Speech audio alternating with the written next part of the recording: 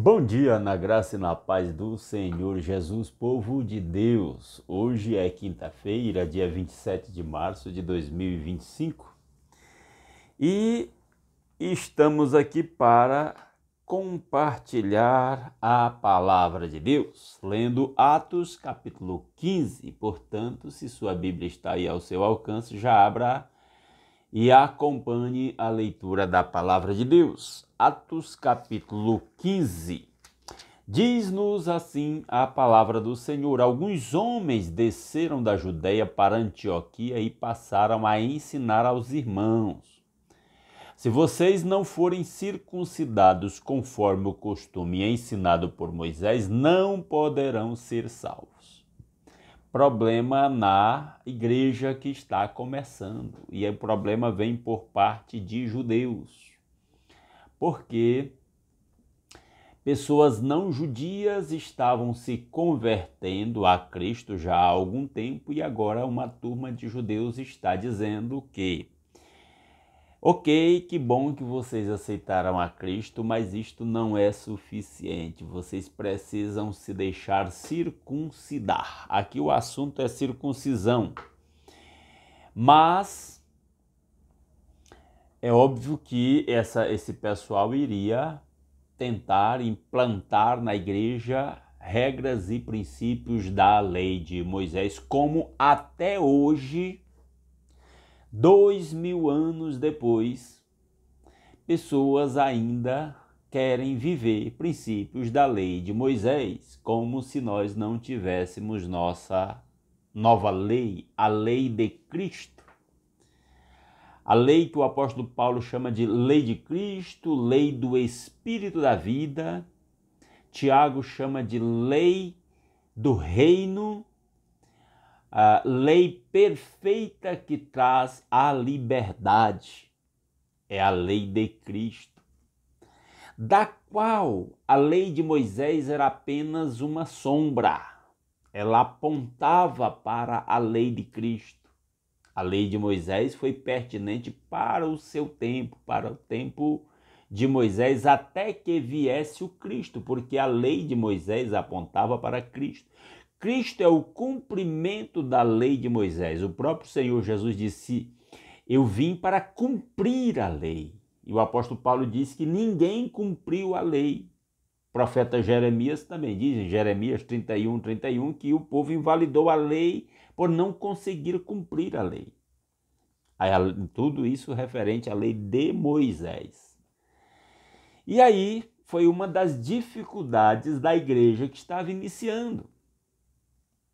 Porque ela começou, o evangelho chegou primeiro para os judeus, por parte de Cristo, por parte dos apóstolos. Depois foi alcançando os gentios, ou seja, quem não era judeu. E então os judeus quiseram que, ok, vocês creem em Jesus, ele é o Cristo, mas precisam seguir princípios da lei de Moisés, no caso aqui, circuncisão. E o apóstolo Paulo vai explicar, depois eu sugiro que você leia, 2 Coríntios capítulo 3, onde Paulo explica que a circuncisão da lei de Moisés representa a circuncisão do nosso coração, de tirar a impureza do nosso coração. Certo? Dada essa palavra inicial, olha o que aconteceu. Versículo 2. Isso levou Paulo e Barnabé a uma grande contenda e discussão com eles. Paulo e Barnabé não aceitaram isso aí. Paulo era judeu, lembre disso. Formado aos pés do grande Gamaliel, fariseu, mas Deus deu-lhe o entendimento de que o cristianismo não era para seguir as regras da lei de Moisés, certo? E ele continua dizendo: assim Paulo e Barnabé foram designados com outros para irem a Jerusalém tratar dessa questão com os apóstolos e com os presbíteros, os anciãos da igreja e os apóstolos. Os apóstolos até então eram, e aí foram durante toda a sua vida, aqueles que apresentaram o evangelho de Cristo antes dele ser escrito. Agora, o testemunho dos apóstolos nós temos no Novo Testamento, que foi escrito a partir desse período. Nós temos o testemunho de Jesus nos 4 evangelhos e depois a aplicação do ensino, da vida, do ministério e da obra de Cristo no restante do Novo Testamento. Verso 3, a igreja os enviou e ao passarem pela Fenícia e por Samaria contaram como os gentios tinham se convertido. Essas notícias alegravam muito a todos os irmãos. Os irmãos estavam ficavam alegres quando receberam a notícia de que o evangelho agora não estava mais restrito aos judeus e até porque nunca foi o propósito de Deus que o evangelho ficasse restrito aos judeus. Chegando a Jerusalém, foram bem recebidos pela igreja, pelos apóstolos e pelos presbíteros, a quem relataram tudo o que Deus tinha feito por meio deles, aí na sua primeira viagem missionária. Então se levantaram alguns do partido religioso dos fariseus, olha aí, que haviam crido e disseram, é necessário circuncidá-los e exigir deles que obedeçam à lei de Moisés. Está vendo qual era o problema? Os apóstolos e os presbíteros se reuniram para considerar essa questão. Depois de muita discussão, Pedro levantou-se e dirigiu-se a eles. Irmãos, vocês sabem que há muito tempo Deus me escolheu dentre vocês para que os gentios ouvissem de meus lábios a mensagem do evangelho e crescem. Pedro já tinha, aqui mesmo no livro de Atos, narrado quando ele e João foram a Samaria, porque o evangelho havia alcançado a Samaria e também por meio dele Cornélio, que era um centurião romano, se converteu e aí agora ele se levanta e diz, Deus me escolheu para alcançar pessoas não judias. Deus que conhece os corações demonstrou que os aceitou dando-lhes o Espírito Santo como antes nos tinha concedido. Esse versículo aqui é muito esclarecedor, é o versículo 8. A manifestação do Espírito Santo no Pentecostes e os episódios que aconteceram posteriores no ministério dos apóstolos era para autenticar quem ia sendo recebido, aceito por Deus na sua igreja, no seu corpo, no corpo de Cristo. E ele continua dizendo, versículo 9, ele não fez distinção alguma entre nós e eles, visto que purificou os seus corações pela fé. Então, por que agora vocês estão querendo tentar a Deus, pondo sobre os discípulos um jugo que nem nós, nem nossos antepassados conseguimos suportar, que era as regras da lei de Moisés? De modo nenhum cremos que somos salvos pela graça de nosso Senhor Jesus, assim como eles também.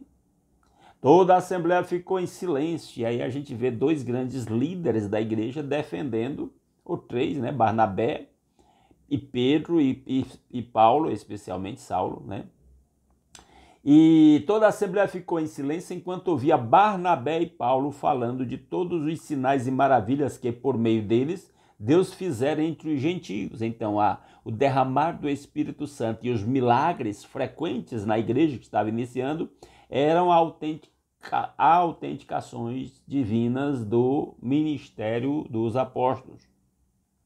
Quando terminaram de falar, Tiago tomou a palavra e disse, esse Tiago aqui é o irmão de Jesus. Tiago tomou a palavra e disse, irmãos, ouçam-me, Simão nos expôs como Deus no princípio voltou-se para os gentios a fim de reunir dentre as nações um povo para o seu nome. Concordam com isso as palavras dos profetas, conforme está escrito, depois disso voltarei e reconstruirei a tenda caída de Davi, reedificarei as suas ruínas e a restaurarei, para que o restante dos homens busque o Senhor e todos os gentios... Só um momento, vamos lá. Todos os gentios sobre os quais tem sido invocado o meu nome, diz o Senhor, que fez estas coisas conhecidas desde os tempos antigos. Tiago está citando o Velho Testamento que profetizava o envolvimento de todos os gentios no propósito eterno de Deus. Portanto, julgo que não devemos pôr dificuldades aos gentios que estão se convertendo a Deus. Ao contrário, Devemos escrever a eles, dizendo-lhes que se abstenham de comida contaminada pelos ídolos, da imoralidade sexual, da carne de animais estrangulados e do sangue. Pois desde os tempos antigos Moisés é pregado em todas as cidades, sendo lido nas sinagogas todos os sábados. Então, digamos, vamos sugerir que eles se abstenham de coisas que são pecado mesmo, que não é mera, vamos dizer assim, descumprimento de regras da lei de Moisés, como era o caso da circuncisão, o guarda do sábado, que ambas apontavam para Cristo, né? Não eram meras cerimoniais, né? Então os apóstolos e os presbíteros, com toda a igreja, decidiram escolher alguns dentre eles e enviá-los a Antioquia com Paulo e Barnabé. Escolheram Judas, chamado Barsabás, e Silas, 2 líderes entre os irmãos.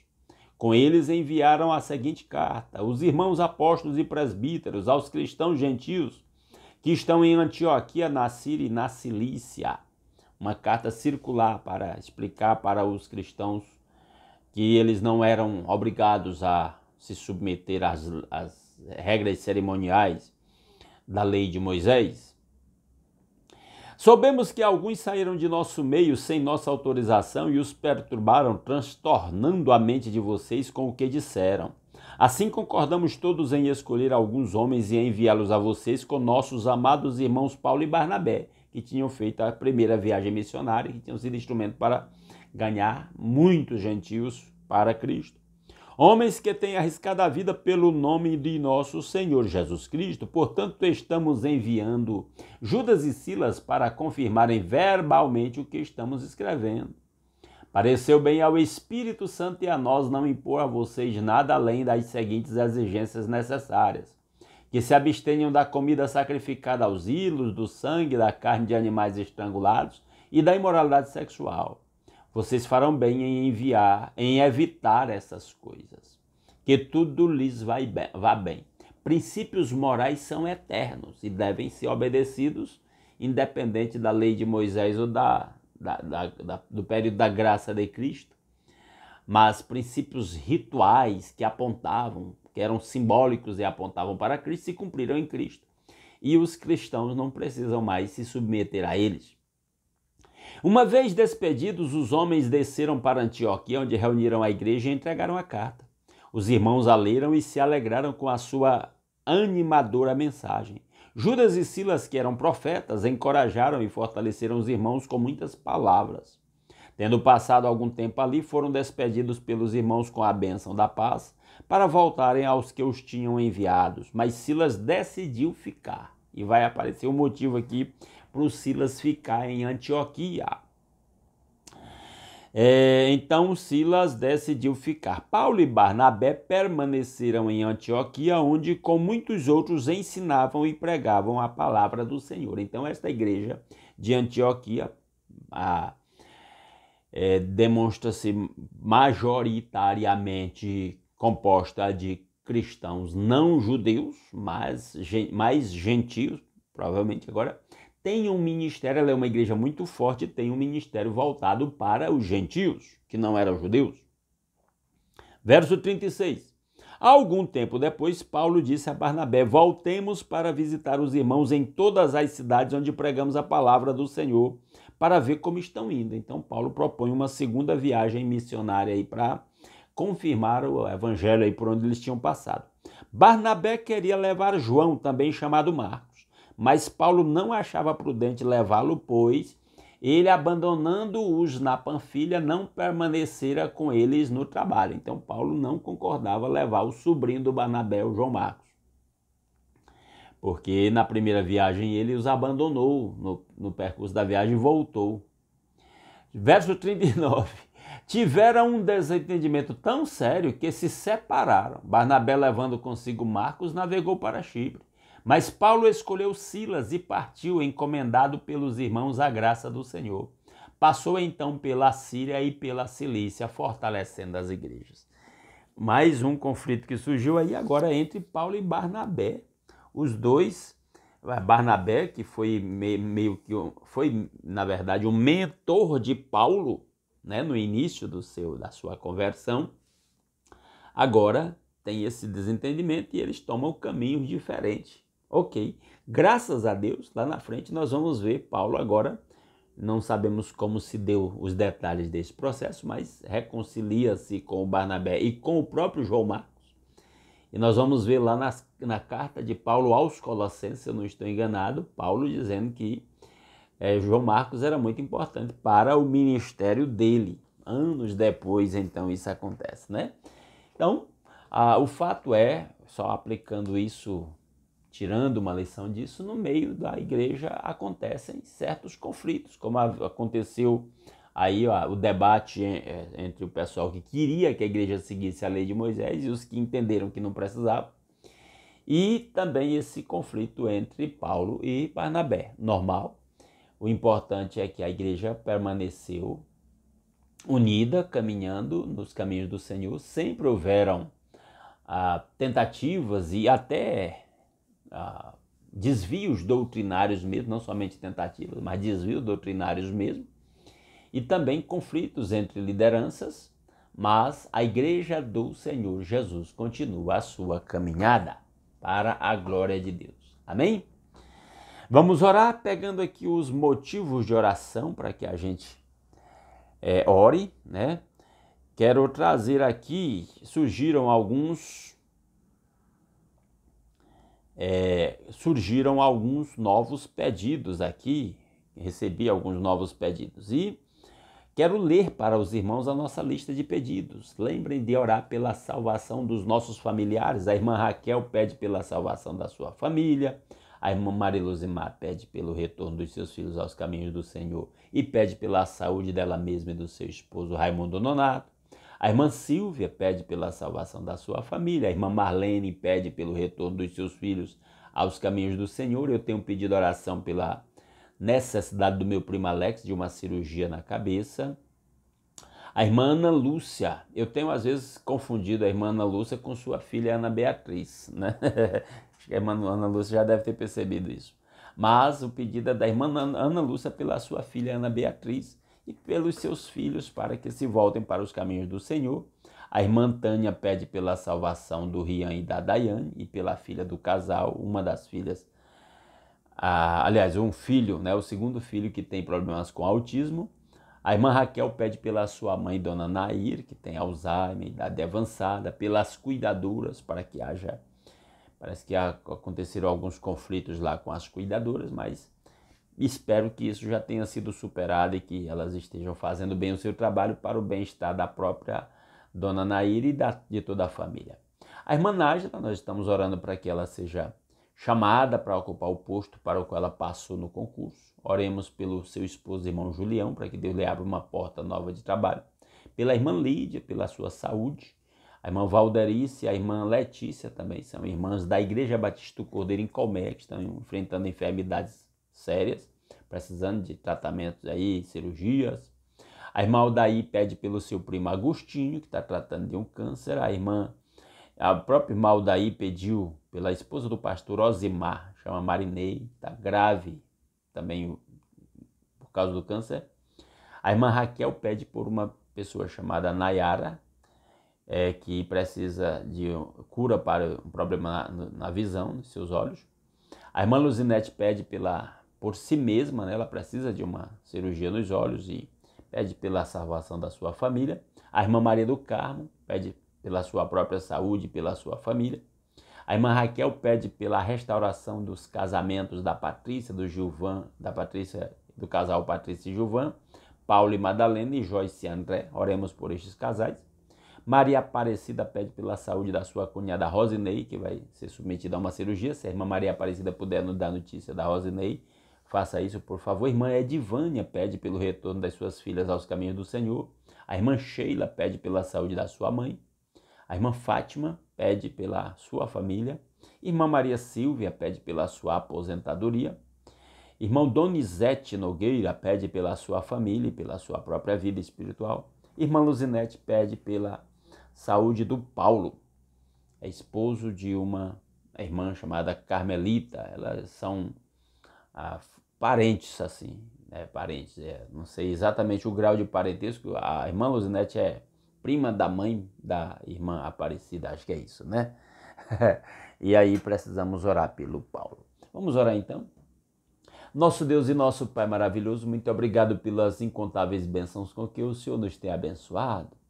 Obrigado, meu Deus, pela noite de paz, pelo descanso tranquilo, pela proteção com que nos tem cercado, pelo lar, pela família, por acordar com saúde, por poder começar esse novo dia aqui, alimentando o nosso espírito com a sua palavra, buscando a sua face em oração, orando uns pelos outros. Pai, em nome de Jesus, colocamos diante do trono da graça do Senhor estes pedidos de oração que meus irmãos têm feito. E aí, Pai, clamamos pela vida do Paulo, esposo da Carmelita, que precisa de uma intervenção do Senhor.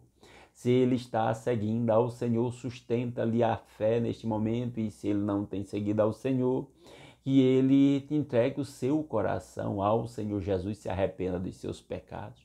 Ó Deus maravilhoso, cuida da irmã Luzinete, que precisa daquela cirurgia nos olhos. Ó Deus, traga a família da irmã Luzinete para os caminhos do Senhor. Em nome de Jesus, cuida da saúde da Letícia, orienta a médica que a acompanha, ó Deus, no seu tratamento. Ó Pai maravilhoso, cuida do processo de aposentadoria da nossa irmã Shirley, em nome de Jesus. Alcança os nossos familiares com a sua salvação. E aí nos lembramos dos familiares da irmã Silvia, nos lembramos dos filhos da irmã Ana Lúcia. Cuida de maneira especial da Ana Beatriz, em nome de Jesus. Traz de volta para os caminhos do Senhor os filhos da irmã Maria Luzimar, os filhos da irmã Marlene.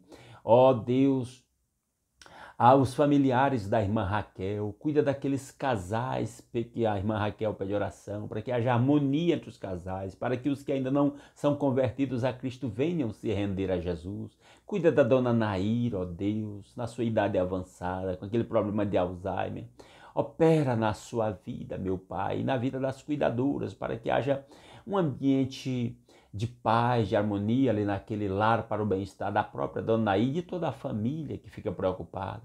Ó Deus maravilhoso, coloco diante do Senhor a vida do Agostinho, primo da irmã Aldair.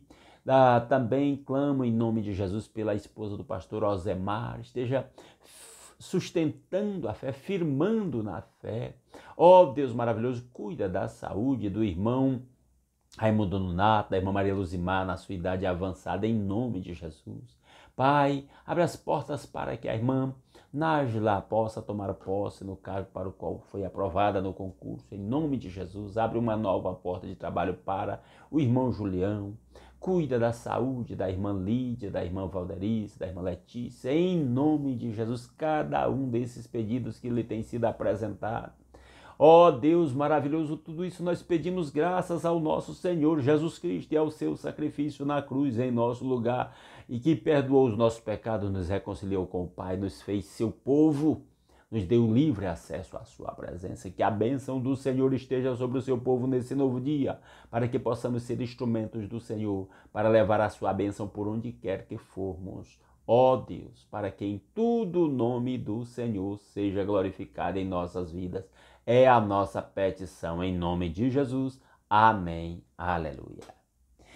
Meus amados irmãos, muitíssimo obrigado pela sua companhia. Se Deus quiser, amanhã às 5h30 da manhã estaremos aqui de volta, continuando a leitura da Palavra de Deus. Eu aguardo todos vocês. Um grande abraço a todos.